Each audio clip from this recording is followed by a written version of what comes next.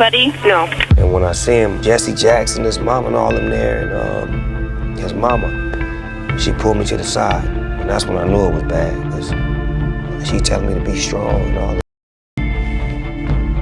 So I go in the room with him, and he laid up, and I just get right on the side of his head and just start talking to him. When he played Hit 'Em Up the song, I didn't like the song. Did you feel like it was I didn't too like much? it. Right. I didn't like it. Like, I didn't like the like, it wasn't like to me.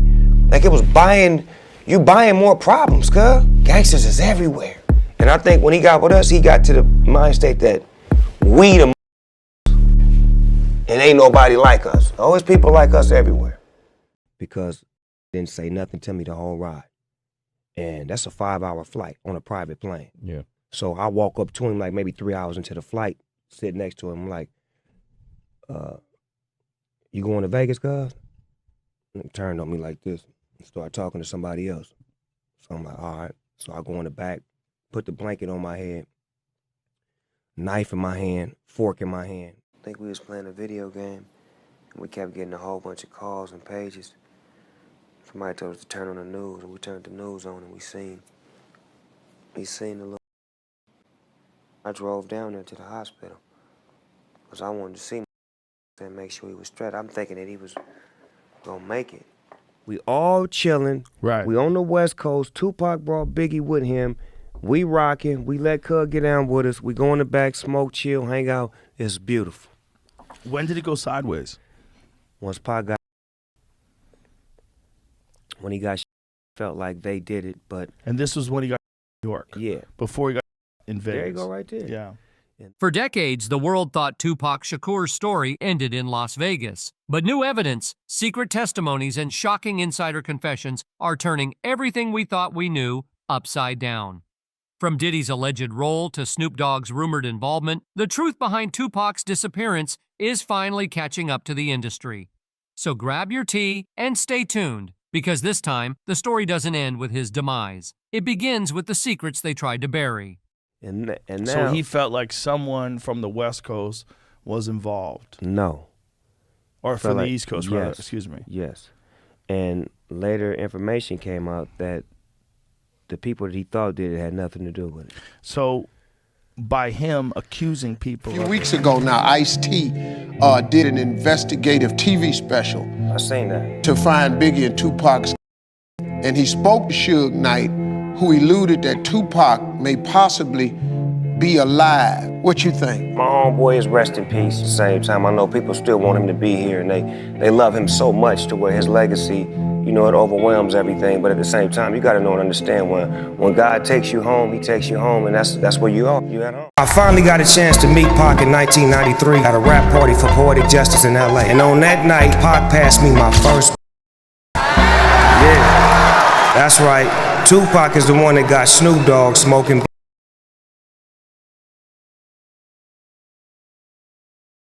For years, people have been saying that Diddy had something to do with Tupac's assassination, but now it looks like the truth might finally be catching up. With Keefe D behind bars, everything's starting to unravel, and every day there's a new twist in the case. The feds aren't just looking at Diddy anymore, they're also turning their attention to Snoop Dogg, and the streets are buzzing about what could happen next. West Coast has had some tough losses. Is there anyone particularly that stands out to you as kind of the hardest one of those to swallow?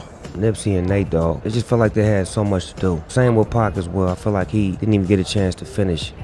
He 25. All of us that just flew back from New York. Suge, Pac, myself. They went to Vegas. I went to Warren G's because we had like a minor misunderstanding because that was at the time where I had spoke in New York about not having issues with Puffy and Big. That rubbed Pac the wrong way. The next day, we getting blown up on the pages, 919-111, and it's Suge, and he telling us that him and Pac got and get on out to Vegas. When I walked in, I could just feel like he wasn't even there. And I fainted. Then his mother got me up and walked me in the bathroom and had a conversation with me about being strong. So she gave us a moment for me to say some things to him as far as how much I love him, but I knew that that was gonna be my last time speaking with him. According to fans and even some investigators, Diddy's name has been floating around this case for decades. They say his connections to multiple mysterious passing in the industry can't just be a coincidence. And now, things are starting to line up in ways that are hard to ignore. Keefe D, The same man arrested for Tupac's assassination even claimed that Diddy was the one who ordered the hit. But for years, nothing happened. Diddy went on living large, untouched, and unbothered, while everyone else around him either fell off or disappeared. At one point, when someone asked Keefe if Diddy owed him anything, he said that Diddy definitely should have looked out for him. He claimed he'd done time while Diddy thrived, and that Diddy just left him behind once he made it to the top. That statement alone made people start to rethink everything. But now, the game's changing. Keefe D isn't the only one talking anymore. People who were close to the situation are starting to speak up, and one of those voices is none other than Snoop Dogg. Rumor has it Snoop is finally breaking his silence about what really happened to Tupac, and a lot of it points straight back to Diddy. Did you see anybody? No. And when I see him, Jesse Jackson, his mom and all them there, and his mama, she pulled me to the side. And that's when I knew it was bad, because she telling me to be strong. You know? So I go in the room with him, and he laid up. And I just get right on the side of his head and just start talking to him in his ear. Just talking to him. I don't even know what the was saying, but it was something to the effect of, like, I love you, and I hope I didn't make you mad from the shit. I just thought I was doing what was right. It was some other stuff. Then as soon as I walked out of there, I went in the bathroom and I threw up. I just laid on the floor for like 30 minutes. His mama came in there and cleaned me up. His mama came in there and cleaned me up. If you knew who Tupac, would you tell the police? Absolutely not. It doesn't stop there either. The police have reportedly dug into old Snoop Dogg interviews and lyrics that hinted at tension between him and Tupac. Some fans even claim there's footage of a real altercation between the two. Those clips and songs have made investigators suspicious, especially since some of the lyrics supposedly sound like confessions. Then came the biggest twist. Leaked evidence suggesting that Snoop didn't even know he was being filmed when he made statements about Tupac's passing. We all chilling. Right. We on the West Coast. Tupac brought Biggie with him. We rocking. We let Cub get down with us. We go in the back, smoke, chill, hang out. It's beautiful. When did it go sideways? Once Pac got, when he got, felt like they did it, but And this was when he got in New York. yeah, Before he got in Vegas. there you go, right there. Yeah. And now, So he felt like someone from the West Coast was involved. no. Or Felt from the like- East Coast, rather. yes. Excuse me. Yes. And later information came out that the people that he thought did it had nothing to do with it. So by him accusing people of it, it kind of set things off. And then by him being bailed out by Death Row Records, and Death Row Records adding more gasoline to the fire, and him being a part of the most gangsterous label in the world that his opposition didn't want no issues with, Right. it only egged it on as opposed to, let's find a resolution. No, let's keep making it more of a problem. And now, both Snoop and Diddy are reportedly under federal investigation for Tupac's passing. The case that's been unsolved for nearly 30 years might finally be heading toward a real breakthrough. And if the rumors are true, some of the biggest names in hip-hop could be going down together. I think we was After playing more- a video game, and we kept getting a whole bunch of calls and pages. Somebody told us to turn on the news, and we turned the news on, and we seen the little. I drove down there to the hospital because I wanted to see him. I'm saying, make sure he was straight. I'm thinking that he was gonna make it. I said a little prayer to him in his head and held his hand and whispered at him, you know, said my piece with him.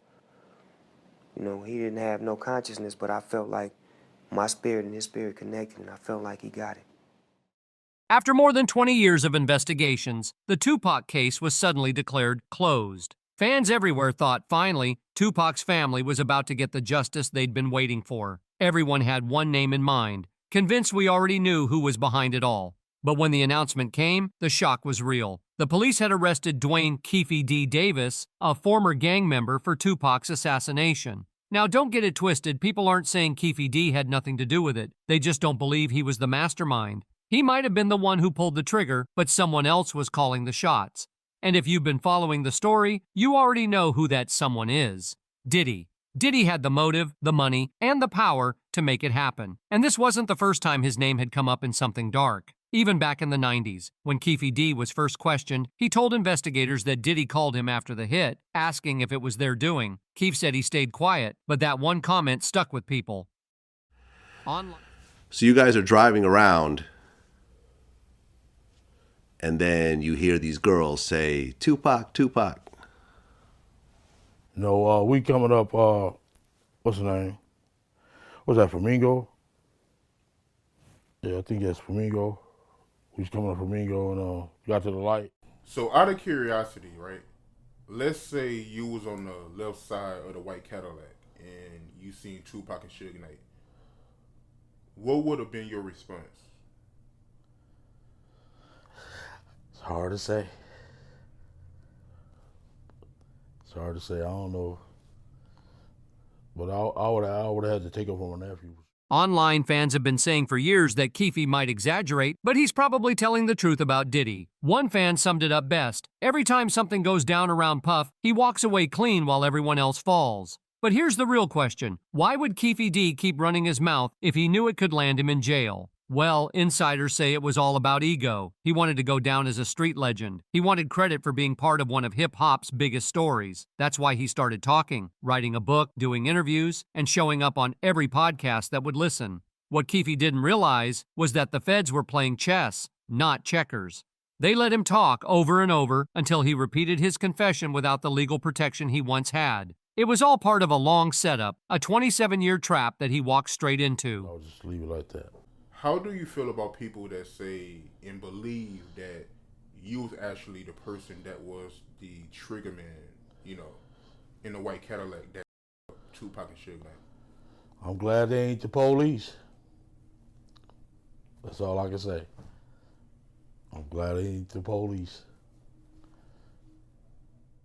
He also got jealous when he found out an FBI agent, Greg Kading, was writing his own book and making a movie about the case. Keefe felt like people were stealing his story, so he decided to release his own version, full of what he called testimonies. From that moment, all investigators had to do was sit back and let him talk. Every interview, every appearance, from Vlad TV to The Art of Dialogue, just gave them more ammunition. And that's not all. Suge Knight even played a part behind the scenes. Reports say Suge paid $60,000 to Orlando Anderson, so he'd testify that he wasn't attacking Suge at the MGM casino that night, but actually helping him.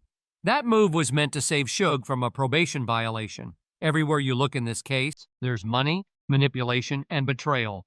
And somehow, Diddy's name always finds its way into the middle of it. What was your first interaction with Suge Knight? Studio, walked in. He didn't know who I was. I didn't know who he was. I said some gang affiliate. He said some gang affiliate.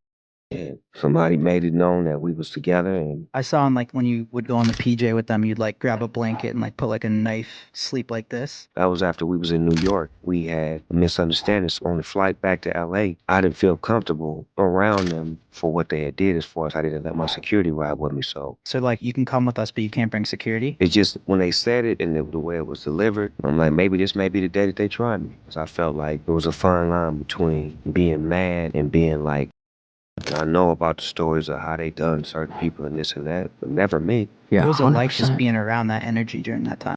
Fun. Really? Yeah, we lived dangerous. We didn't care. 21 was a dream. Suge Knight eventually ended up behind bars, and honestly, that one was on him. Even though tensions started to calm down once word got out that the 60 grand had supposedly settled things, the legal trouble never really left his side.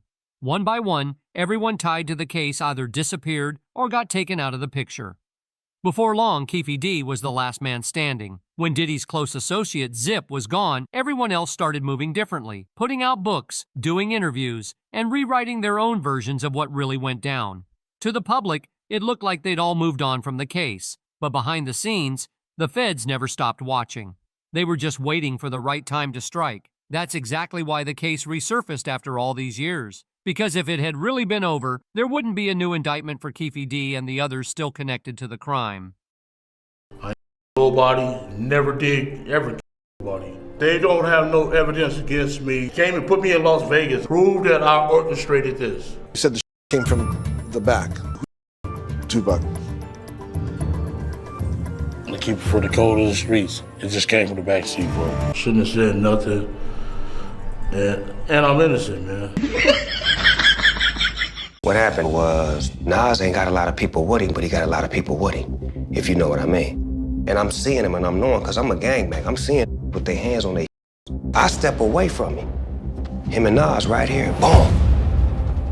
Nas like, what's up, Pac? Man, I love your music, I'm a fan. That's what Pac say. If you a fan, I dissed you, Jay-Z, Biggie, he named off a gang of them. I dissed all you on the song. And if you a fan and you ain't got no beef, don't say nothing. And Nas said, I love you. I never diss you. And he shook his hand and he hugged him. And then when he walked off, Pac said, yeah, I punked that. In my mind, I was like, nah, he let us slide. Now, investigators are reportedly zooming in on Diddy and Snoop Dogg, and even trying to bring Mike Tyson in to testify.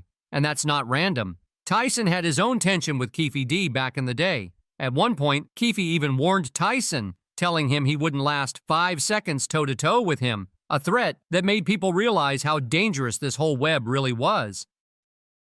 Things are getting more tangled than ever. The investigation has now shifted to New York, with the feds looking into Diddy's entire circle. His close friends, the person who allegedly wrote the check, even Aaliyah's former manager. There are also claims that the $1 million bounty on Tupac's head was funneled through a fake record label to hide the money trail. They didn't just plan the hit, they allegedly tried to erase every trace of it. According to reports, the car used that night was a rental that got repainted white right after the incident to destroy evidence.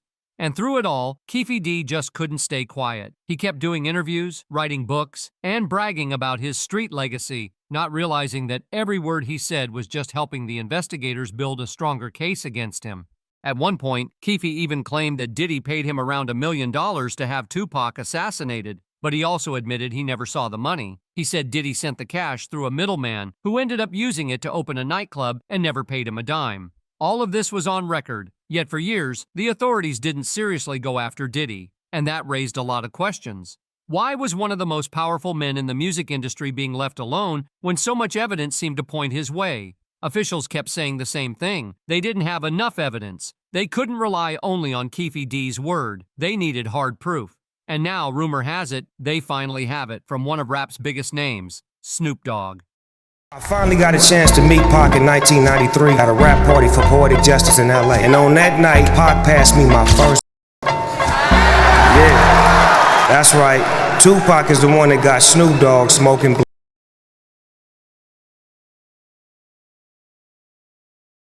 Word on the street is that Snoop Dogg might be holding the missing piece in the Tupac case. Sources say he has crucial information about Diddy's role in the crime, and that he actually spoke with Keefe D before the arrest, meaning he knows exactly what went down that night. Now remember, Snoop isn't new to this kind of thing.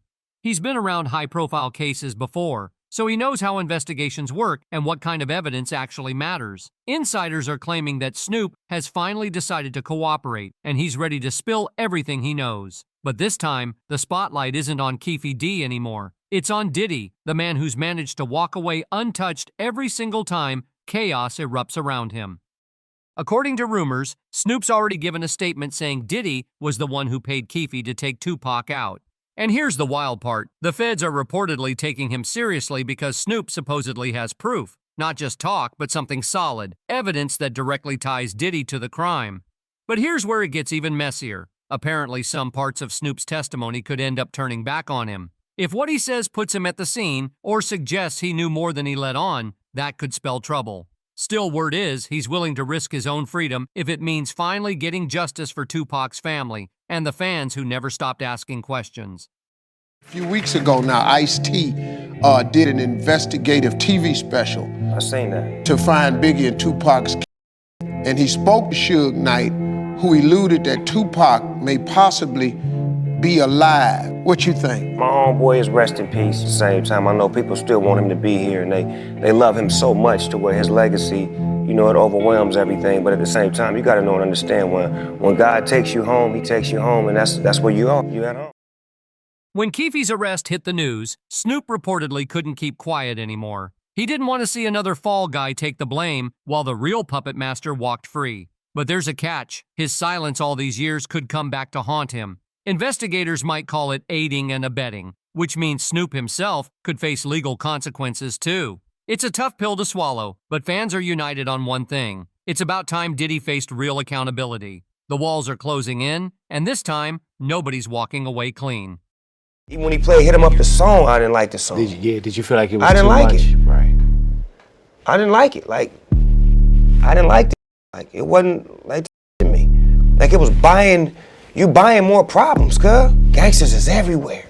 And I think when he got with us, he got to the mind state that we the and ain't nobody like us. Always people like us everywhere. Because my say nothing to me the whole ride.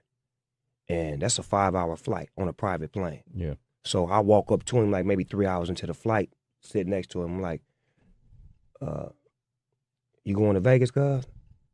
And he turned on me like this and started talking to somebody else. So I'm like, all right. So I go in the back, put the blanket on my head, knife in my hand, fork in my hand. And here's where it gets dark, because some whispers say Diddy wasn't just a flashy music mogul. He might have been the mastermind behind one of hip-hop's darkest nights, the Las Vegas tragedy that ended Tupac Shakur's reign. Prosecutors are reportedly building a massive case, linking Diddy to racketeering, exploitation rings, and even secret tapes that could land him behind bars for life. His name has popped up nearly 50 times in sealed police transcripts connected to that ambush. And while Diddy stands in a New York courtroom insisting he's innocent, one thing's becoming clearer by the day: the people who once protected him are finally breaking their silence. Took his image. Pac was the first one on the scene wearing Versace shirts. He went and got the same Versace shirts Pac had. Which, all right, some dudes would do that. You'll never catch me wearing something else, something that somebody else got. An insider recently came forward claiming the truth behind the Tupac case is being buried, not by accident, but to protect powerful names. They said some of the people who joined Diddy's secret sessions would do anything to keep their identities hidden, because if the truth got out, it could destroy everything they built. That's where Gene Deal, Diddy's former bodyguard, steps in. Unlike others, Gene wasn't guessing. He was there. He rode in Diddy's armored SUVs, guarded the penthouses, and saw things most can't imagine. Now he's dropping revelations that make Diddy's current charges look like just the surface.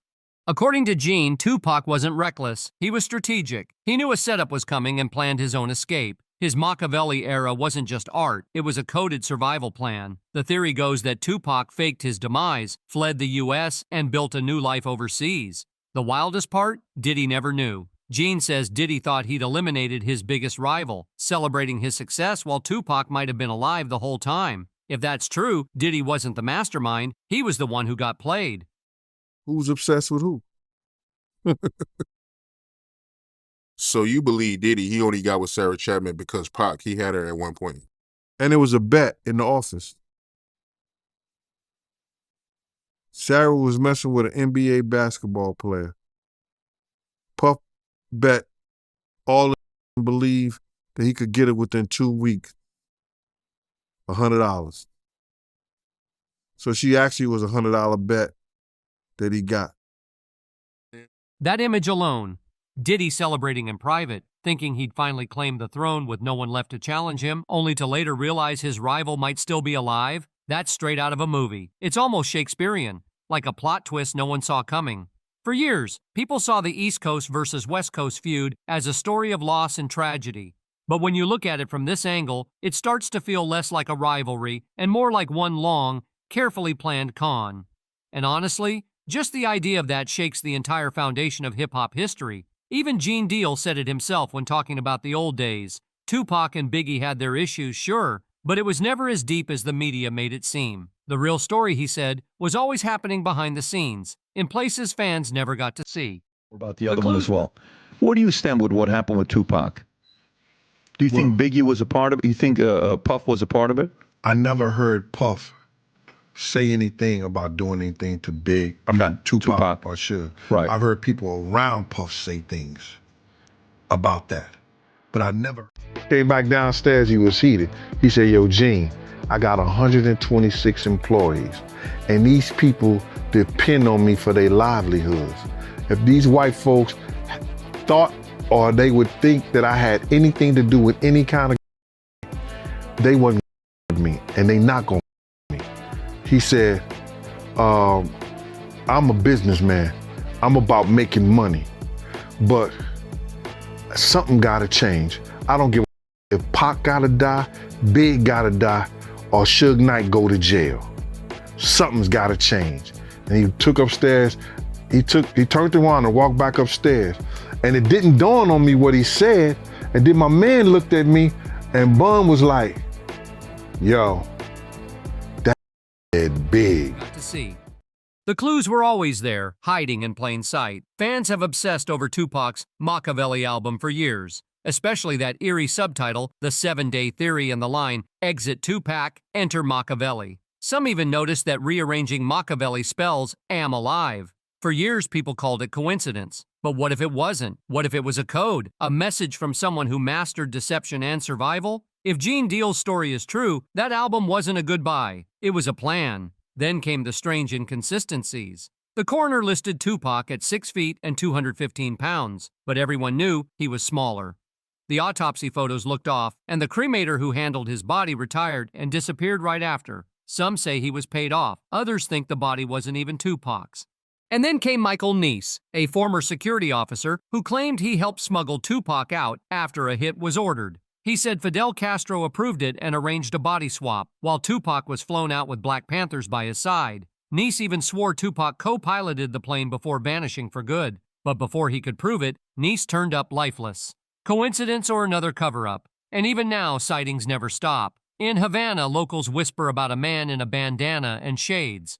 His beard's thicker, his build heavier. But those eyes, those same sharp eyes that could see straight through you, they never changed. Someone once hinted at the truth, saying no one's been arrested because Tupac ain't gone, he's somewhere smoking a Cuban cigar. And honestly, the more clues come out, the less this feels like a crime case, and the more it sounds like a staged story still playing out. Even Tupac's own mother once said he chose to leave quietly. Was that just poetry or a quiet admission that he walked away? His posthumous albums don't sound like old tracks. They sound alive, as if his voice never really disappeared. It all circles back to Gene Deal's shocking claim that Tupac saw the setup coming. He knew the cost of staying independent in a world controlled by powerful moguls. So he flipped the script, turning Machiavelli into his escape plan. Gene believes Tupac didn't pass away in Vegas. He vanished, rebuilding his life in silence, waiting for the perfect moment to expose the ones who betrayed him. So, what do you think? Was Tupac really assassinated that night in Vegas? Or did he outsmart everyone and vanish for good? One thing's for sure, this case is far from over, and the truth keeps getting louder. If you love deep dives like this, don't forget to hit that like button, subscribe, and turn on the bell for more untold hip-hop stories. The next chapter might just change everything you thought you knew.